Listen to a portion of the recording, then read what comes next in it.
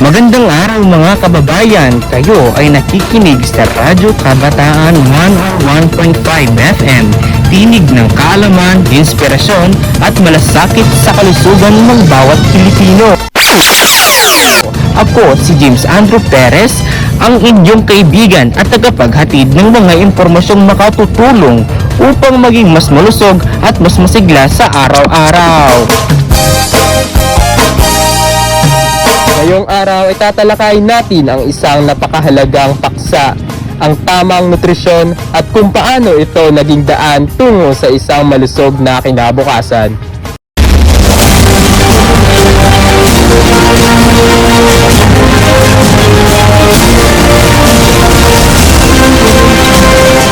Alam mo ba, Jason, maraming Pilipino, lalo na sa kabataan ngayon, ang nagiging pihikan sa pagkain. Mas gusto nila ang instant food, soft drinks, at mga chips kaysa sa prutas at gulay. Pero ang hindi nila alam, ang mga pagkain ito ay mababa sa nutrisyon at maaaring magdulot ng mga sakit sa kalaunan. Tama ka dyan, James. Kapag puro junk food ang kinakain natin, kulang ang ating katawan sa mahalagang sustansya tulad ng bitamina, protina at mineral.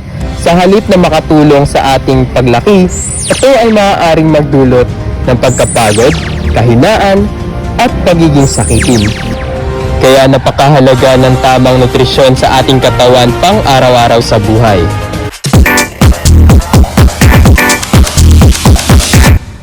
Ang tamang nutrisyon ay hindi lamang tungkol sa pagkain ng maraming ulam o kanin. Ito ay tungkol sa pagkain ng balanseng pagkain, sapat sa dami, tama sa uri, at akma sa pangangailangan ng ating katawan. Kailangan nating isaalang-alang ang tatlong mahalagang grupo ng pagkain. Una, ang mga go food, tulad ng kanin, tinapay, pasta at kamote. Ito ang nagbibigay sa atin ng enerhiya para kumilos at mag-aral. Pangalawa, ang grow food, gaya ng karne, isda, itlog at gatas. Sila ang tumutulong sa pagbuo ng ating kalamnan at mga buto. At pangatlo, ang glow food, tulad ng prutas at gulay. Nagbibigay ng bitamina at mineral upang mapanatiling maganda ang ating balat, buhok, at resistensya. Napakaganda, Jason, kaya't kung gusto nating maging malakas, maganda ang pangangatawan at alerto sa klase, dapat kumain tayo ng iba't ibang uri ng pagkain mula sa mga grupong ito araw-araw. At syempre, huwag kalimutan ang pag-inom ng tubig. Ang ating katawan ay 70% tubig, kaya't napakahalaga na uminom ng 8 o higit pang baso araw-araw. Nakakatulong ito upang malibsan ang dumi sa ating katawan at mapanatiling maayos ang daloy ng ating dugo. Bukod sa pagkain at pag-inom ng tubig, mahalaga rin ang regular na ehersisyo. Hindi kailangang mahirap. Simpleng paglalakad, pagja-jogging o paglaro ng sports ay sapat na para mapanatiling malakas ang ating katawan at puso. Tandaan, ang tamang nutrisyon at ehersisyo ay magkasangga sa kalusugan.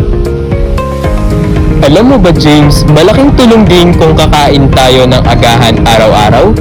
Ang agahan ay tinuturing na pinakamahalagang pagkain sa maghapon.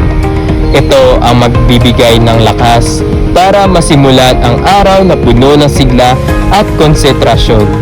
Tama! At sa mga magulang na nakikinig ngayon, tandaan nyo, ang paghahanda ng sustansyang baon ng inyong mga anak ay isang simpleng paraan upang maipakita ang inyong pagmamahal.